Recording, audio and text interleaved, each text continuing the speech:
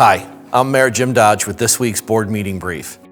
Before we begin, I'd like to thank everyone who spent their holiday weekend with us at the Turkey Trot and our Christmas parade, tree lighting, and festival. Both events were full of family fun and wonderful memories for our community. I want to give a special thank you to our Recreation Department for their hard work putting together these great events, and also to our Public Works team who worked tirelessly through the weekend to ensure our roads were clear and safe. We began Monday's meeting with an important financial update on the Village's Centennial Park West concert series. The Village has been hosting concerts at Centennial Park West since about 2011, but began ticketed events in 2019, and since then has faced annual deficits. In 2025 alone, the Village spent $1.83 million for Centennial Park West concert venue. At that rate, the total 20-year cost would be about $37 million. The new proposed 26 budget significantly reduces those concert expenses, and looking ahead, we will pursue a plan in 2026 to help determine the long-term future of the park and venue, with community input playing a key role. During the meeting, we also heard from several residents regarding the annexation of Wolf Road from 171st to 175th Street. Many shared their concerns, and we had a healthy discussion about why those properties needed to be annexed. Staff addressed those issues, and ultimately the board decided to approve the annexations. We then instructed staff to work with the residents to ensure we can find solutions that benefit everyone. This annexation is one of our last steps in the South Wolf Road project that began with the annexation of the proposed auto repossession lot at 171st and Wolf Road. The board also voted to move forward with eminent domain to acquire the blighted properties near 94th Avenue and 159th Street, primarily the BP gas station. That property has been vacant since March of 2020 and would look far worse if it wasn't for the Village already maintaining it. Securing those properties is a major step forward, addressing that accident-prone intersections, literally one of the worst in Orland Park, and quickly getting those properties back online as successful business locations. The Village Board approved a construction contract to stabilize the Tinley Creek Streambank. Tinley Creek is an important part of our overall stormwater management system and is instrumental to the Village.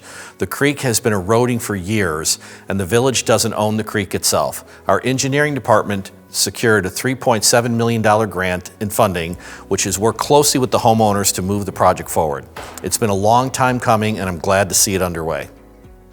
As part of our 2025 budget process, we held a public hearing for the proposed 2025 tax levy and the actual fiscal year 2026 budget. The tax levy continues the Village's goal of minimizing the impact on property taxpayers while capturing the new growth in the assessed valuation. The tentative budget was published on November 17th and made available for public review. After the hearings, the board passed ordinances for the actual tax levy and finally adopted the fiscal year 2026 budget. This budget meets our key objectives, such as ending 26 with a 42% available fund balance, capturing the growth in the Village to keep our property tax levy and rate consistent, and further streamlining Village operations to deliver reliable, cost-effective service to everyone in Orland Park. This budget is balanced within our financial policies, contributes to a strong commitment to public safety, and enhances Village services and invests in infrastructure. The major theme of the budget is public safety. The Village will be adding 8 new sworn police officers, the first major increase in staffing in the department for 20 years. This will help us uphold the high standard of excellence in public safety that our community expects. This budget includes no new taxes. The last time new taxes were approved was in 2023 with the adoption of a natural gas tax, the electricity tax, and an increase in the home rule sales tax. Because much of that revenue was dedicated to debt service committed by the previous board, the Village looked at other cost-cutting measures. Those measures included significantly reducing Centennial Park West concert expenses.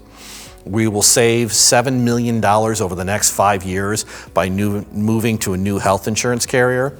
We also saved $340,000 on our property casualty insurance as well. Further, we re-engineered an intersection, saving $800,000 for the new roundabout that's coming at 153rd and Ravinia Avenue. We renegotiated previously approved debt commitments, and has been reported we were potentially going to get to over $271 million worth of total debt. That's unacceptable, so we are actively trying to make sure we never get to that point. Ballet 5-8 was honored as Orland Park's December Business of the Month. Very proud of them. Founded in 2012, this professional ballet company and school is headquartered right here in Orland Park and continues to elevate the arts within our community. Congratulations to the entire Ballet 5-8 team, and I hope they break a leg, as they say, on their upcoming performance of the Nutcracker. We also honored CTF Illinois as Orland Park's Community Organization of the Month for December. CTF provides vital pathways to independence, higher quality of life, and economic opportunity for people with intellectual and developmental disabilities. On behalf of the village, congratulations and thank you for the work that you do. The board also approved a redevelopment agreement for Dick's House of Sports, allowing the company to move forward with breathing new life into the long vacant Sears property at Orland Square Mall. This agreement includes commitments on facade improvements, parking, and other building enhancements, which I think everyone's going to love. It also allows the village to create a TIF district for the site, improving stormwater capacity for the mall and helping the project move forward. Stay tuned for future updates. We also approved an intergovernmental agreement with the Village of Tinley Park that will allow Tinley Park Police to use our new training facility, range and simulator room. This gives their officers access to state-of-the-art training they will need while allowing us to recover some of the operational costs.